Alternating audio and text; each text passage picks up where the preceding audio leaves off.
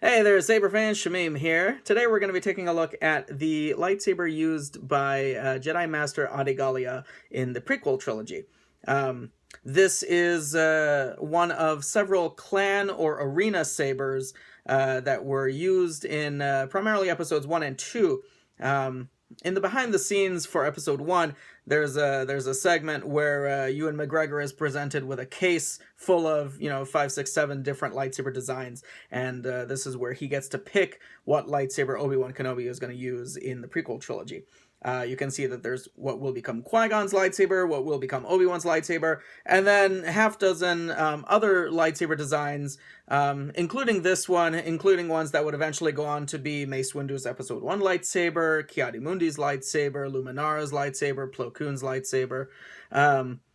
And the ones that were not picked by Qui-Gon and Obi-Wan, the two main characters who use Jedi lightsabers in Episode 1, the remainder of those hilts were recycled for Episode 2, were sort of mass-produced with slight variations, and were given to all of the 200 Jedi extras who were in the arena on Geonosis.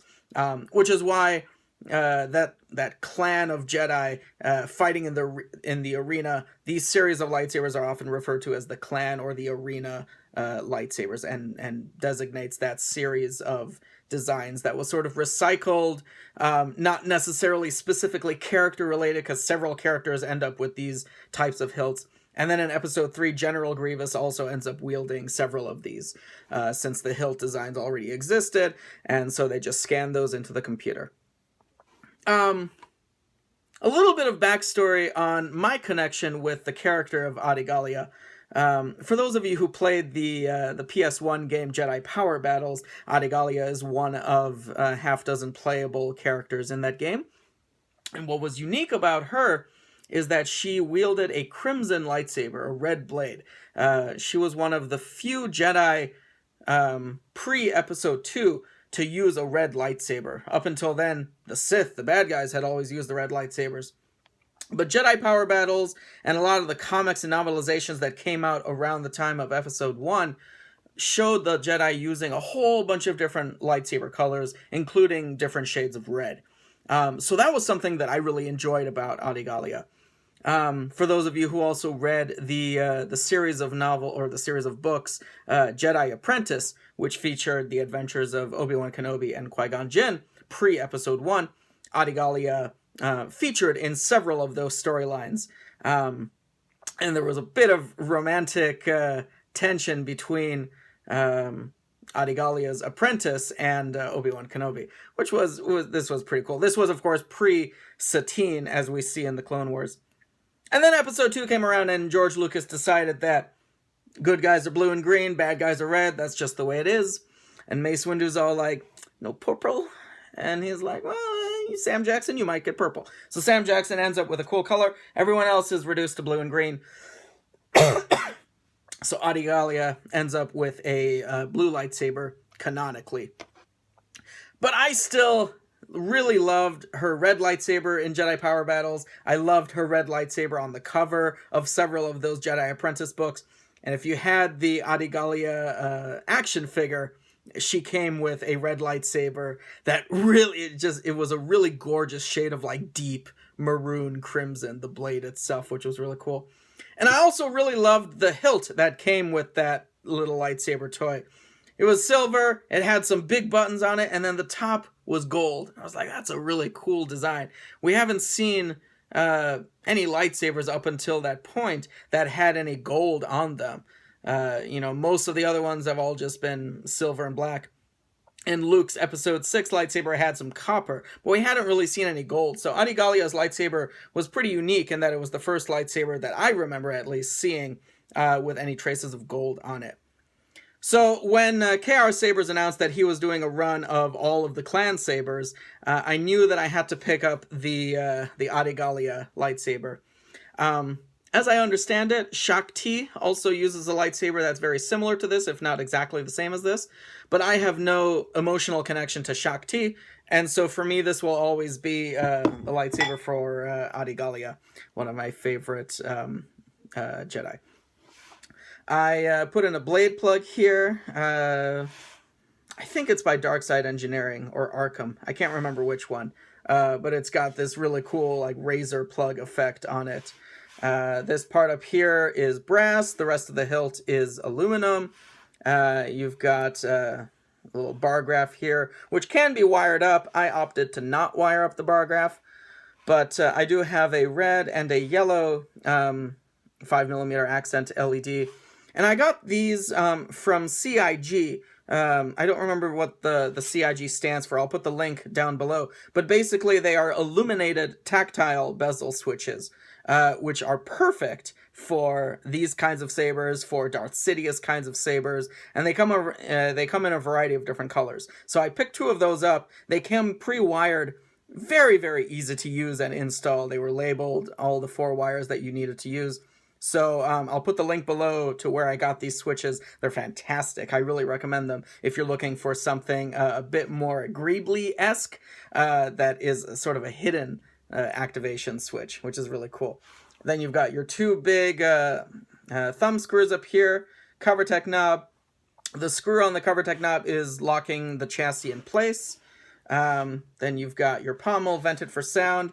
Everything is solid, nothing's rattling around. Internally, I went with a Prism 5.1 soundboard. You've got a deep red lime Luxon Tri-Rebel LED. The deep red I went with because, as I mentioned, that's the shade of lightsaber color that I always identify with Gallia. Even though canonically she's blue, I opted for red, and then the lime mixes in for some really nice yellowish green flash on clash. So let's excuse me. Let's get her fired up. Begun. The Clone War has. So when it's in idle mode, it is set that the second LED, the yellow one, will blink every now and then while it's in idle mode. Red button turns it on. The yellow one is auxiliary. And there you've got your blinking LEDs. So right now this is set on lime.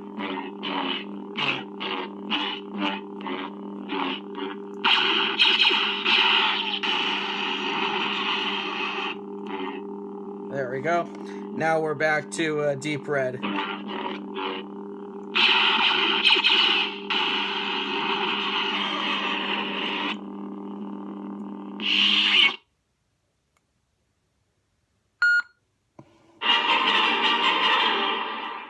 Throw in a little bit of Duel of the Fates, since that music was used all throughout Jedi Power Battles, and that's where I was first really introduced to that character.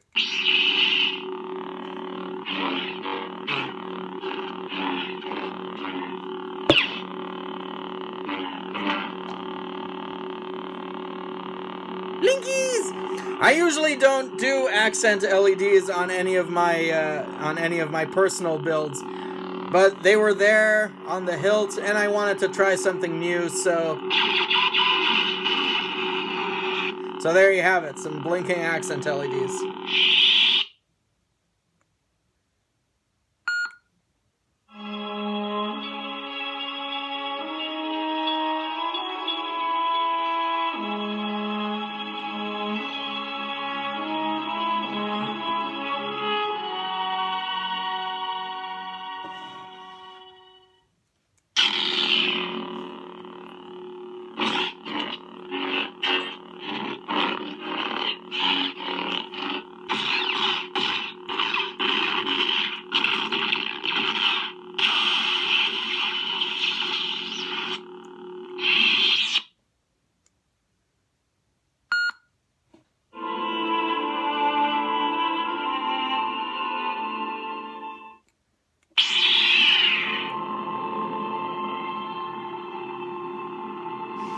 Red and your lime mixing for a nice orangish yellow.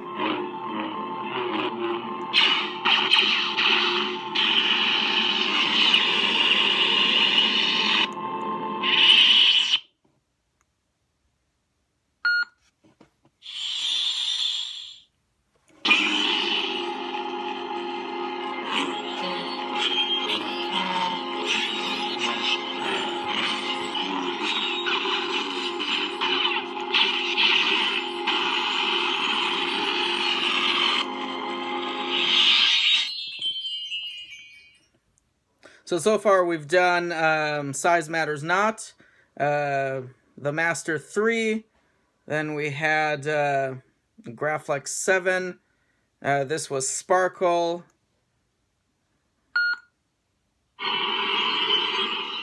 this is Ordinal, one of my new sound fonts, inspired by the Sword Art Online movie Ordinal Scale.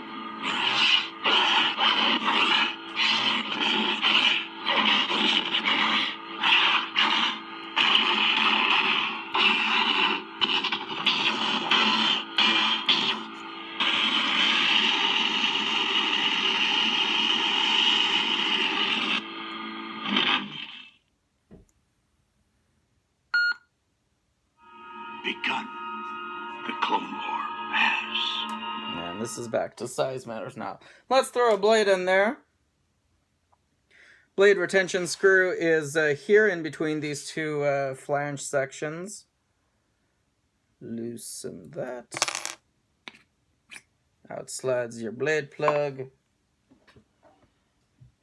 This KR Sabers accepts a 1-inch blade, which is quite nice.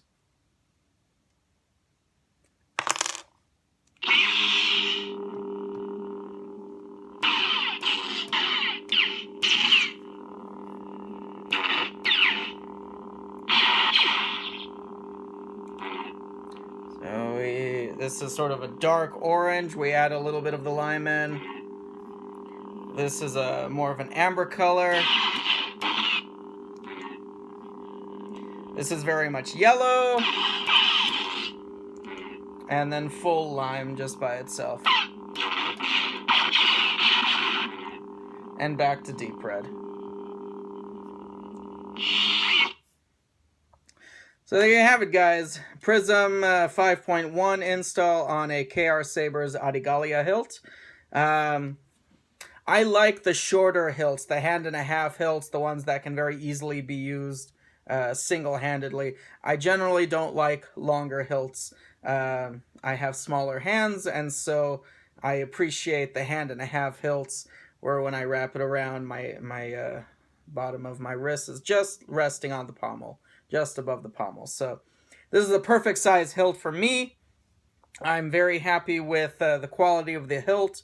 KR Sabers once again delivers on their quality, and it was a very fun install to do. Shout out to Gallia. May she rest in peace, along with all the other Jedi who were wiped out during the Jedi Purge. Thank you all so much for watching, and may the Force be with you.